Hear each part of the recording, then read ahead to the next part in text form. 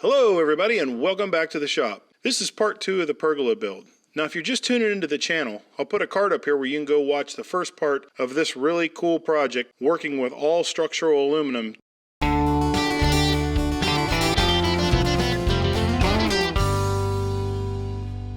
Take you on a real quick tour and show you what we've done. This little tiny flood here, it's a 20 or 30 watt flood. It just basically faces the pool for at night if the kids want to swim like in the summertime. Got a couple of LED down lights. There's one here and there's one here and then there's one on the inside here. And so what I basically have is along the outside of this, I have lights that shine down this way. And on the inside, I have them shine down that way. So I have them on these weatherproof switches. I already have everything terminated. Very low power LEDs. I think they're like 3 or 6 watts a piece. And then I have a flood that's right here. And that flood shines down on the sandbox area for the kids to play in. They want to play at night. Also does a pretty good job illuminating this entrance area here. Eventually, when the kids outgrow this, I'll put a pole here and a pole here, and I'll put a hammock. That's for my wife. Now, if you look, there are some wires sticking up. You can see the blue tape where I just marked out what everything went to. You see up here that those come up inside the pipe, and there's a cap that goes on top with a little set screw. I've got to still bundle all those wires together, put a zip tie around them, and put them down in there. That's a weatherproof enclosure, accordion enclosure for the outlet. There's one there. Was short one. I have to order. I need one more there. You can see there's one there, and there's one there. The top outlet is switched separately from the bottom outlet. The top outlet will turn on party lights, and the bottom one is switched over here to this panel, to that switch. And what it does is allow me to put some caged type fans in here if it gets too hot during the summertime, where I can flip one switch on and however many fans I plug in come on, and they'll either oscillate or stay fixed. You know, that's to be determined. But it allows me not to have extension cords all over the place, because if you follow my channel, you know how much I hate extension cords like that one right there. Next thing we need to do is get these rafters ready to set up there. Now we got to get them cut to length. Once we get them cut to length, then we have to measure out where they're going to go. They're on 16-inch centers, so we'll start here and measure 16 inches all the way down. All right, here's one of the rafters I've already cut. This is the little short rafter, the rafter that goes on the end out there. It's not very long, but it kind of makes it a little easy for me to handle with the camera and show you what's going on. So we cut this at a 22.5 degree angle. So if you look down here on the saw, it's set to 22.5 degrees. This is for nothing more than just looks. It's a lot nicer than a square end. It doesn't look like an arrow. If you get a whole lot more, it starts to get real pointy looking. It's kind of easy to work with this, because we're going to have to cut all of the rafters, and then we're going to have to hide this. We don't want that for a couple reasons. One, we live here in Florida. The wasps are like ridiculous here in the summertime. They will build a nest anywhere, under your door handles, if you're not careful, if you leave your car parked for a day or two. Like, we don't want to give them any access in here. I'll have all kinds of wasp nests and wasps flying around the pools. So what we're going to do is we're going to cap that off. Let me show you how I'm going to do that. All right, this right here is called receiving channel, and receiving channel is designed to be as wide as that rafter is the narrow direction on the outside. Here's a little cutoff piece here, and here are all of the rafters that are already cut. You can see I've got them all tied together, at least all the long lengths. The short lengths are over there. Now if you look here, here's the end of our rafter, and we don't want that hole, we want to block it off. So this right here is receiving channel. See, it fits on there, but you know, it's not cut nice, right? It's cut kind of ugly. So we're going to cut this, and I'll show you how. We're going to cut this and make this so that when it fits over there, we can attach a pop rivet here, one on the other side, a little bronze pop rivet, and it covers the end of the square tube. So remember, we're on the saw here, and we're set at 22.5 degrees because that's what we cut our rafters on, right? Well, we can take this receiving channel. It comes in 20 or 25 foot lengths. We can set it here in the saw just like this and cut it, and the distance here is just over 5 inches, and make this piece right here. And through the magic of Hollywood camera action, about 2.5 hours worth of work are right here in the bottom of the bin. Let me show you. These are all the ones that we made, the ends. And after I cut them all, I just ran them over on the little belt sander with about a 400 grit and just deburred them so they weren't rough. And then I took some of this. Super happy with this. This is a Sherwin-Williams product. You can see it right here. I had it color matched to match the bronze. This stuff sticks to everything. It is not like your typical latex paint, that's for sure. It's pretty awesome. And what I did is I took that and I just touched the ends with a sponge.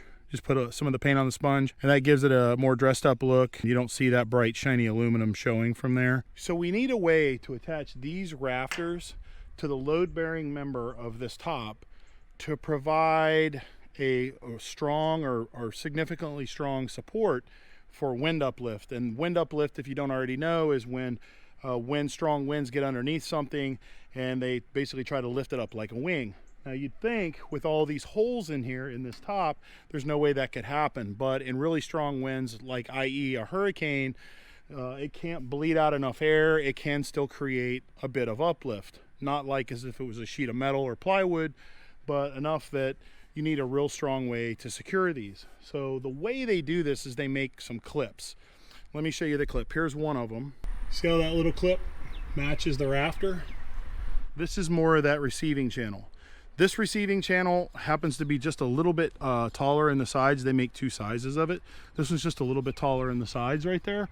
And I just cut it on a 45-degree angle. So if you look at it this way, it was a long stick this way, and I just chopped it on a 45-degree angle to make these little pieces that happen to be just as wide as this rafter. So these are gonna go on top.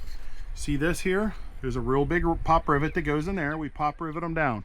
Now, why use pop rivets over screws? I chose pop rivets because I wanted a big washer head pop rivet, and I wanted to have a low crown or low profile so that it didn't hold the rafter off far when the rafter dropped in here. In other words, I wanted everything to have a really nice reveal, and you can see there's a nice reveal there. It's not gapped out like it was sitting on top of a screw head, because these rafters would sit on top of the screw that you put down in here and wouldn't go all the way down. We're going to cut some clips. We're still at 22.5 degrees from making the previous covers for the rafters. So we're going to swing that all the way over to 45-degree angle. So we're at 45 degrees there. We're locked in the detent, right? Now we need to cut half of the clips on one side one direction and half on the other. So what we'll have to wind up doing is swinging the saw 45 degrees the other direction and cut the other clips this way.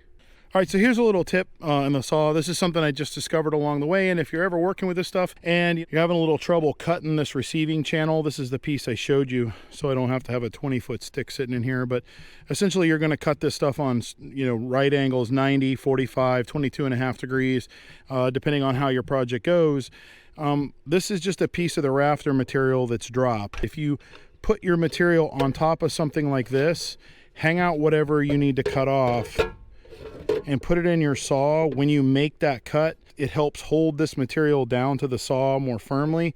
It also helps keep the vibration or the chatter to a minimum. It gives you a much nicer cut and keeps the parts from kicking around in the saw. Thanks to the modern marvel of editing, you didn't have to watch me cut that whole box of rights and lefts. I went to the drill and I just drilled some holes in them.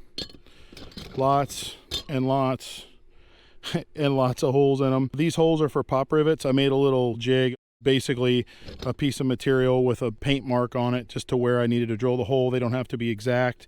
And then I painted all of the exposed ends so you didn't see the bright aluminum.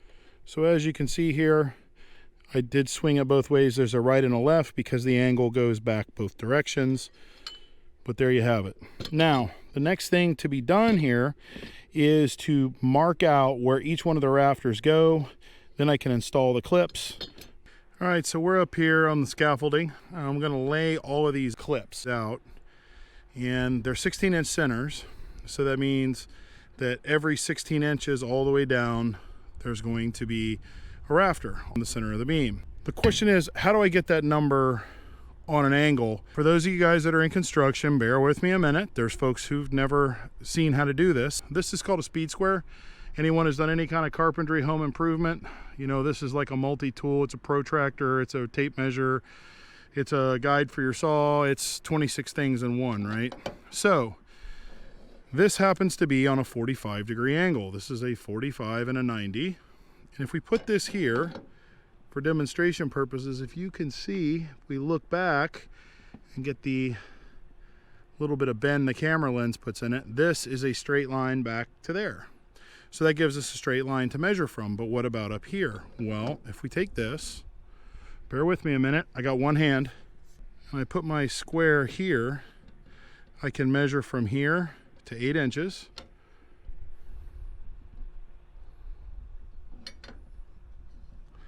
Tighten this line up, 8 inches to there, so I know that this is the center.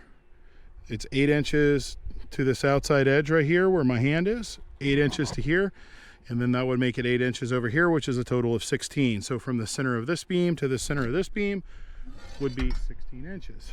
Now, see, I've already put a mark there. On a frame square, the short end is always 16 inches.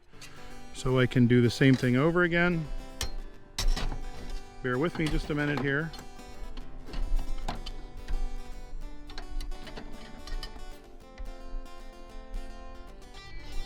Okay, now, can you see my mark there? That's 16 inches out. And right where my speed square is, where my thumb is bent at an awkward angle, I'm gonna draw a line, that'll be 16 inches. And I just repeat this all the way down there. And then on the opposite, flip the square over all the way down there. And then across the back, it's really simple because it's a straight line. So when it's a straight line, of course, I can use the 90.